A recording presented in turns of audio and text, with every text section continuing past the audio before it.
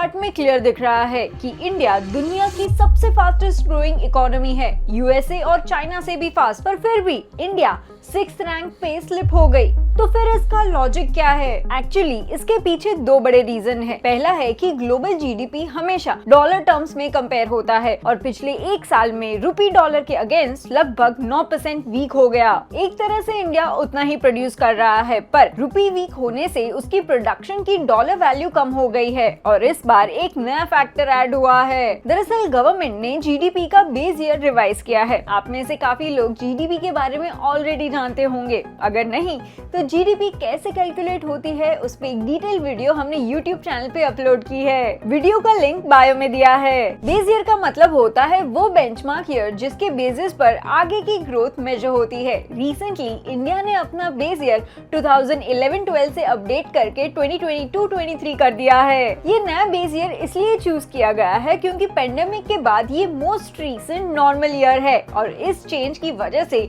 India की nominal GDP का estimate 357 lakh crore से रिवाइज होके 345.5 लाख करोड़ हो गया है। दोनों रीजन से मिलके रैंकिंग को नीचे पुश कर दिया है, लेकिन यहाँ एक इम्पोर्टेंट चीज मिस नहीं करनी चाहिए। आईएमएफ के अकॉर्डिंग इंडिया 2026 में अराउंड 6.5% ग्रो करेगा, जो अभी भी स्ट्रॉन्गेस्ट ग्रोथ रेट्स में से एक है। और प्रोजेक्शंस ये भी कहते हैं कि इंडिया 2027 तक वापस 4th पोजीशन पर आ सकता है और 2031 तक इंडिया 3rd लार्जेस्ट इकोनॉमी बन सकता है विद जीडीपी ऑफ $6.79 ट्रिलियन।